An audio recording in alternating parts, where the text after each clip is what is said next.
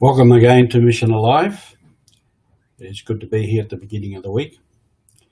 Today we have the funeral and celebration of life of Bishop Des Moore, who was a bishop in Papua New Guinea for about 40 years. While we are sad to see anybody die, especially a man like him, it's also a celebration of his life. So I just want to reflect a little bit on his life. He was born in 1926, ordained in 1954.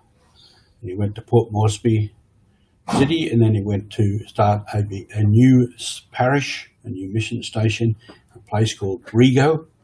And then he came back to the city to a new parish there, and then he was made bishop in 1970. I first met him in 1976 when I went to Papua New Guinea as a deacon, and I went out to his diocese to a place called Sadia Island, where there were the mission headquarters, and I met him there. And my impression, my memory was he was very welcoming, very helpful, also very busy, making sure the boats were okay, that things were on the boat that needed to be on the boats, that people in his outstations were being looked after.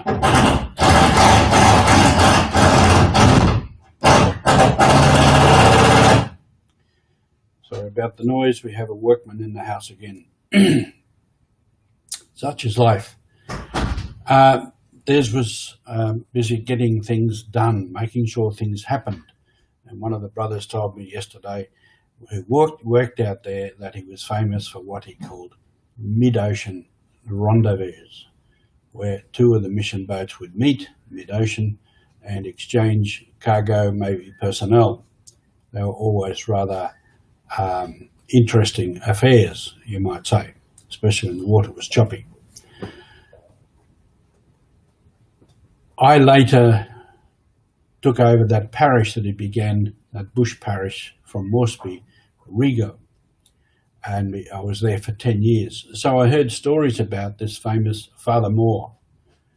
One of them was that in the early days there, he and some sisters went on a long patrol up through a lot of territory where the church was not known.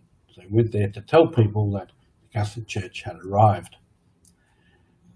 And in that patrol, he had organised some people. There was either a company or the government had helicopters flying around in that area for exploration of minerals, I believe.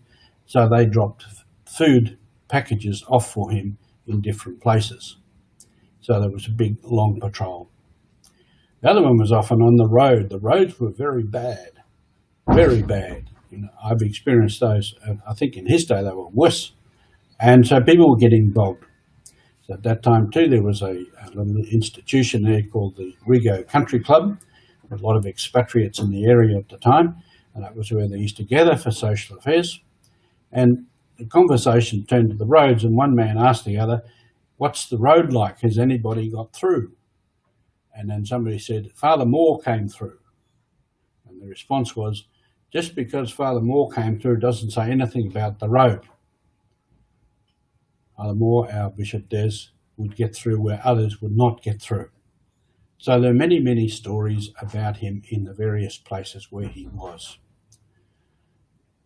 He was very much a man of action, not over the top, but in the sense of, let's get on with it, let's do it, let's make sure whatever has to happen does happen, and ensure that things were in place to go ahead. He was very friendly man. Right to the end, he was very friendly and very welcoming and very interested in everybody else and in many other things. He was always interested to know how the mission office was going. He was interested in the staff. He would often stop at the door and say, "Good morning, and how are you?" So very friendly and very gracious. So I think in that sense, that is the man.